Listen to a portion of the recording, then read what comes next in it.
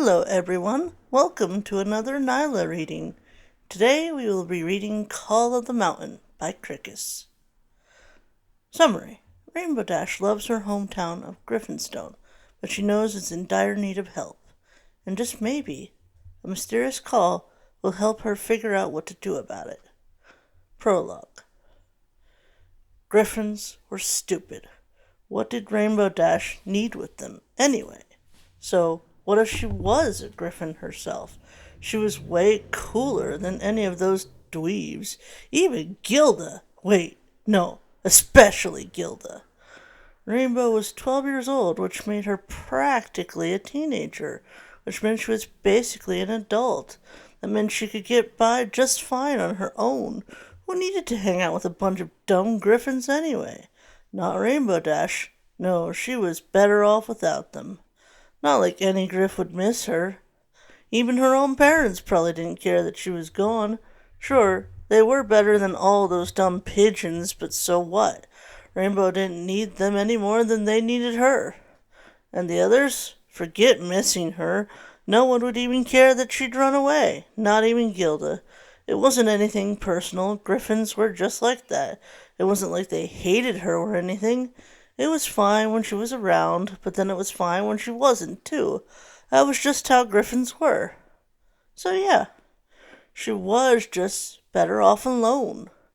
So what if she didn't really have a house to crash in anymore? She had the tree cover in this forest, which was something. And who cared if she suddenly had to hunt for her own food? She did pretty well. She'd even managed to steal a picnic basket from that young pony couple. They thought she was some sort of wild animal, which scared them away pretty good. Rainbow smiled at the thought. At least until her stomach rumbled. She had gotten the picnic basket, but it hadn't really done her a lot of good. Why didn't they have anything besides plants and stuff? A few carrots, sure, Rainbow was okay with that, but even their sandwiches were full of flowers and junk. She tried one bite, which had tasted awful and couldn't have been edible, and she dumped everything off and just ate the bread. Where was the meat? Not one bit of meat in the entire basket. And despite Rainbow's best efforts at catching fish in a stream she found, all she managed to do was get herself all wet. At least the water had been good for drinking, so she wouldn't die of thirst. Hunger, however, was another matter. Rainbow curled into a ball and held her stomach. "I'm gonna die," she grumbled. Rainbow was practically a teenager, but that hardly felt old enough for that. And yet, that was the situation. It was a tough thing for Rainbow to accept, but she didn't know the first thing about hunting. And even if she found more ponies to steal from, it seemed that all they ate was plants. The truth was plain. If she didn't go back to Griffonstone, she would starve. But that was easier said than done. Going back was never supposed to be an option. But even if she was willing to return, how was she supposed to get there? She'd flown until she couldn't fly anymore, and now that she was stranded and exhausted, there was no hope of making it all the way back in her condition. She let out another miserable groan. It wouldn't help, but her stomach hurt with emptiness, and somehow groaning seemed like it might help. It didn't, but it also didn't hurt. "What do you eat, little one?" a voice asked from somewhere above her. Rainbow looked around, but she didn't see anything. Just trees stretching out forever. She hadn't heard a voice, and if she somehow did, there was no way it would be asking her what she'd like to eat. It almost made Rainbow smile. Sure, she was losing it, but it wasn't like her situation was getting any worse. And anyway, even if she was going crazy, imagining food appearing before her would be better than feeling how hungry she was. So with nothing to lose, Rainbow answered the question, fish would be nice. The closest thing to a reply she got was a gust of wind. Rainbow groaned again. What had she expected? A pile of fish would just drop from the sky? The smallest bit of humor that the situation had held seemed to vanish. Rainbow was alone. She was wet. She didn't have her parents to look out for her anymore. She was starving to death, and to top it all off, she was hallucinating. Great. Just great. Running away sure had done wonders to improve Rainbow's life. A few minutes passed with nothing to occupy her thoughts, aside from the pain in her stomach. Then there was the sound of something falling onto the ground. She turned to see a fish lying in the grass right in front of her. She couldn't believe it. A bird or something must have dropped it, but she was too relieved to question it. The answer to her prayers had arrived. But just as she went to grab it, another fell, and another. Moments later, a steady stream of fish fell into a pile as big as Rainbow Dash was. She squawked and looked around, but she still didn't see anyone. She was alone, yet somehow a pile of fish had fallen in front of her. There had to be at least 2 dozen fish there, enough to feed Rainbow for days. She could even manage to make the trek back to Griffonstone with that many fish. Rainbow inched toward the pile. It looked real, but how was she supposed to know what hallucination fish looked like anyway? Can I really eat this? She asked no one in particular. She tentatively reached a talon out for the fish. No, the same voice from before answered. This time, however, a body accompanied it, and Rainbow's beak fell open as she watched it appear. A great snake rose before her, and if Rainbow had been able to make a sound, it would have been a scream. Her wits came back to her a moment later, so she fluffed up her feathers and took a defensive stance. Not that it was likely to help her much. She would be nothing but a bite-sized treat to a monster like that. "Oh, you're so adorable," the snake squealed, clapping its paws together. Wait, paws? Snakes didn't have paws, nor did they have pony heads and long pink manes. Come to think of it, in fact, the more Rainbow Dash looked at this thing, the less sure she was of what she was seeing. The creature roughly resembled a griffon-snake hybrid. It had a long serpentine body, but had 4 limbs and wings. The wings looked like they came from a blue jay, and the front paws belonged to some sort of wild cat. But that was all Rainbow's experience with griffon biology could answer. Its hind legs looked like some kind of striped ponies, and it had a fish-like tail. Its pony head also had horns and sharp teeth, all of which told Rainbow one extremely important fact. Every part of this creature was deadly. To make matters worse, it also had some sort of magic, since it floated in the air without needing to flap its wings. And, of course, it was many times Rainbow's size. Rainbow was able to process all of that information in an instant, and it all came back to one thing. She was going to die. But now she knew she would not have the luxury of starving to death. Whether she liked it or not, Rainbow Dash was a griffin, and griffins did not die without a fight. She held her stance, locking eyes with the snake, but instead of pouncing, the creature turned away from her. Rainbow kept careful watch, sure that it would strike at any moment, but the creature seemed wholly uninterested in her. All it seemed to do was float around aimlessly. As it went, rocks, dried leaves, and branches would levitate off the forest floor and follow behind it. Well, ignoring her was going to cost this thing its lunch. Rainbow was ready to make a run for it, but she hesitated for just a second when she considered how hungry she was. Her eyes flicked between the thing and the fish, and she made a decision. Rainbow was fast. In an instant she sprung towards the fish and had one in her beak. 1 instant after that, she had made it into the trees. Although she was faster in the air, this creature was also a flyer. Rainbow was part Peregrine falcon, part cheetah. She was built for speed, whether in the air or on the ground. This creature's long and awkward body, with its hooves, hind legs, and clawed forelegs, would distractedly slow it down on the ground. All Rainbow had to do was keep low. Let the overhanging branches of the forest prevent the larger creature from flying, and she'd be out of there in 10 seconds flat. For a second she thought she would make it. But then, as if from nowhere, it appeared in front of Rainbow Dash. It held out its paws and spoke as if it were scolding a rambunctious fledgling. "Now, hold on, let's—" Rainbow screeched. She once again took up a defensive stance and fluffed out her feathers as much as she could. It was time. She knew it. It was time to learn what this creature could do to her. Now, there's no need for that." The creature seemed completely unaffected by the ear-piercing screech coming from the griffin. "We need to cook that, or else you might get sick."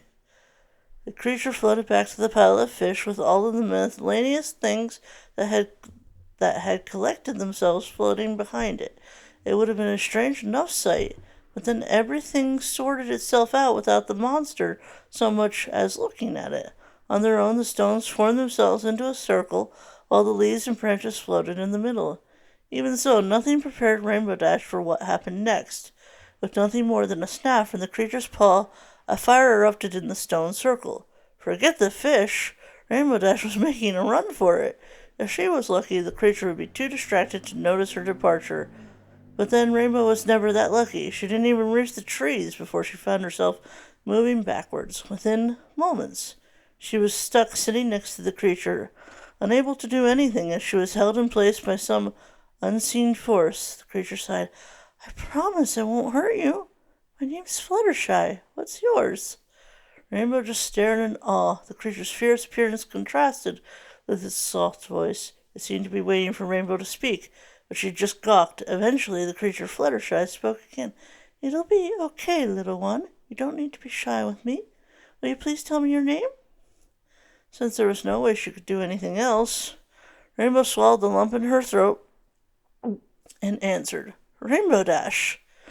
It's nice to meet you, Rainbow Dash. Fluttershy showed a soft smile, but all it did was remind Rainbow of how sharp her teeth looked. Still, she really didn't want to hurt the little griffin. Oh, Rainbow decided she was a she, not an it. It's hard to tell by looking, but her voice sounded feminine. That hardly began to scratch the surface of questions, though. Rainbow tried to keep the terror from her voice as she asked, What are you?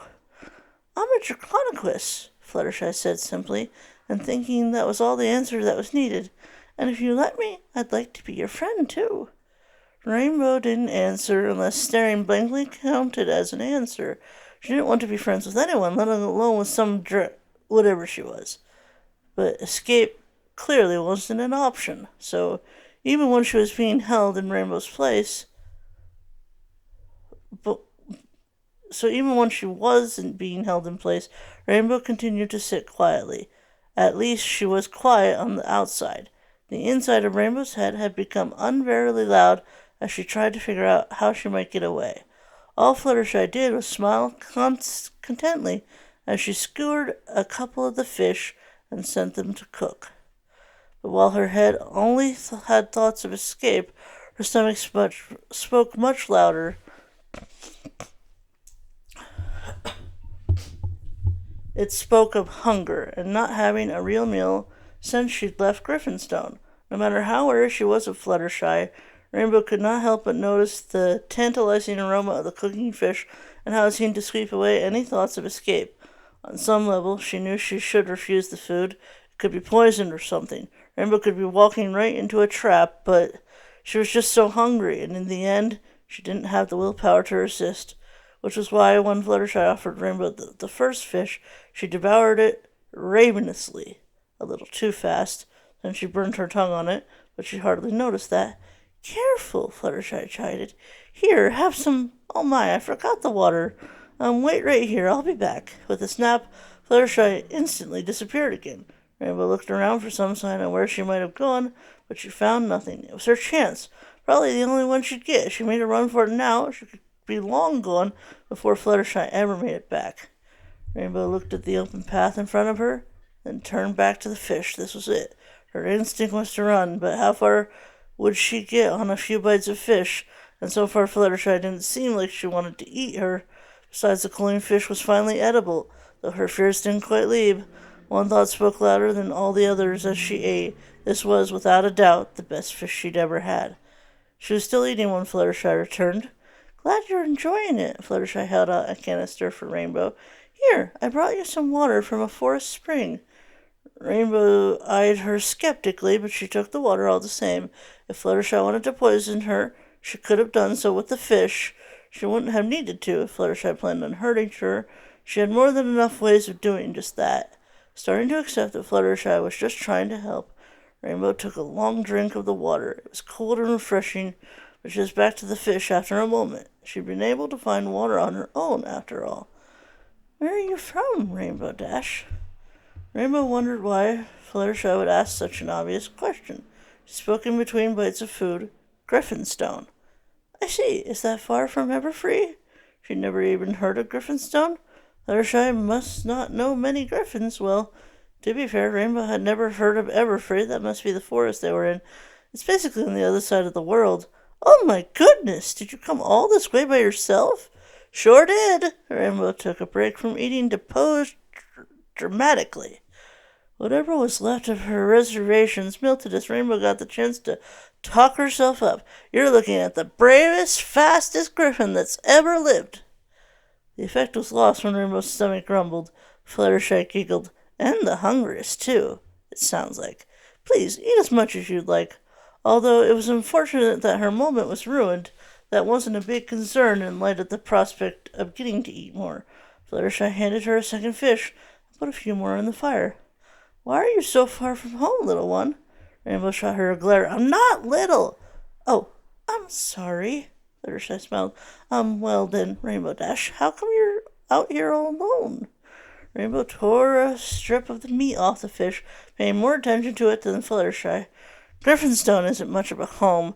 Griffins are all just big jerks. It can't be all that bad. You're not a jerk, are you? Rainbow turned away from the fish for just a moment. What? Of course I'm not. Rainbow inclined her head. You can't be the only griffin who isn't a jerk. What about your parents? They're okay, I guess.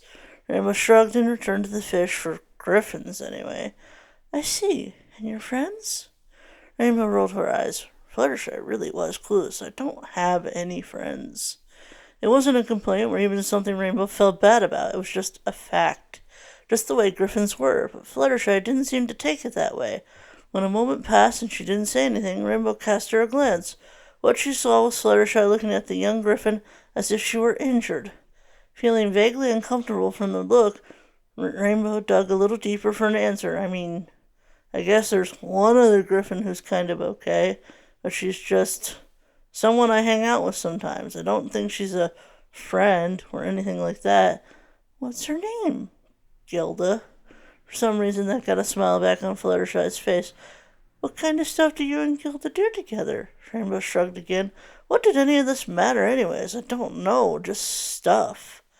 Fluttershy giggled a little.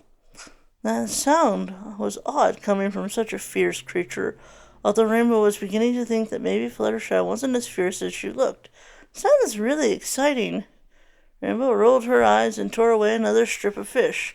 She spoke as she chewed. We race and help each other train to get better and stuff like that. Fluttershy nodded. Oh, okay. That's definitely not a friend then.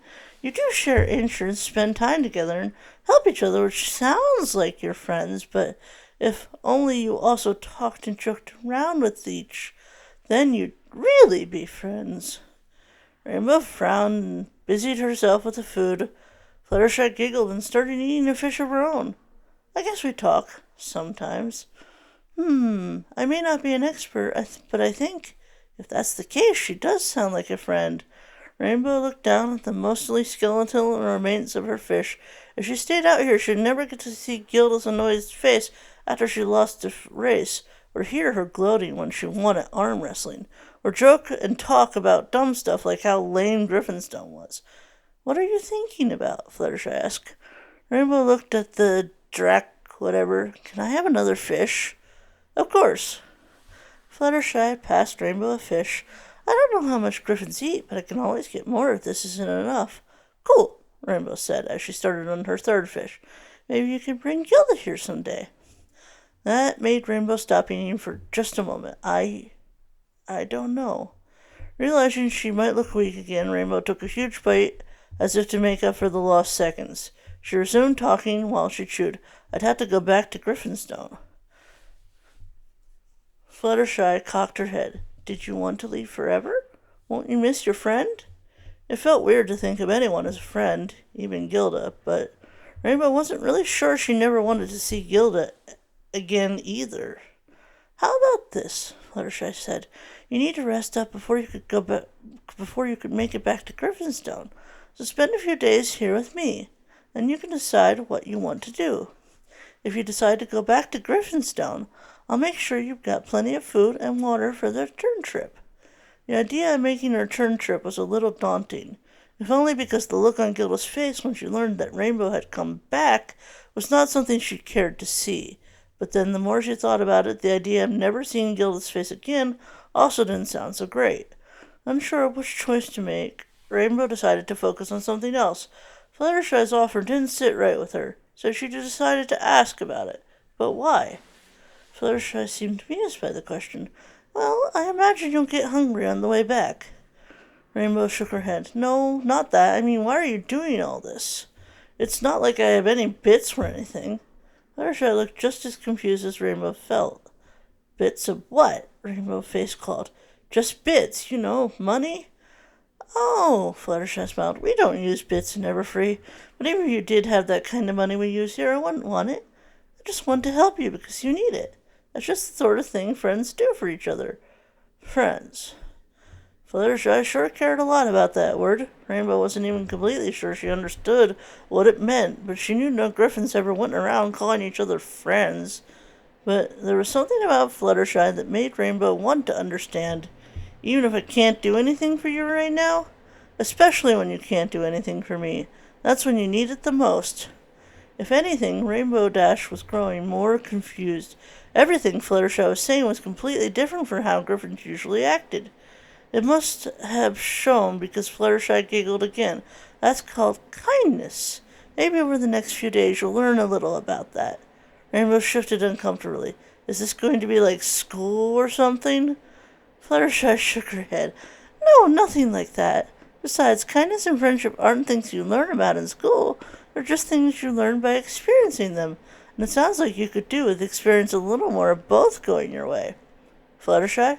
Yes, Rainbow? You're pretty cool. Fluttershy smiled. Thank you. You too. Thank you. That was just another thing that wasn't said very much in Griffonstone. Usually when griffins were happy with something, they just said so. If something was cool, then gratitude was implied. Well, I say more than that. Hearing the words spoken so plainly made Rainbow feel weird. But looking up at Fluttershy, looking at her friend, Rainbow got the impression that this was going to be the turning point in what would become a very weird and interesting life. End of prologue. Join me next time.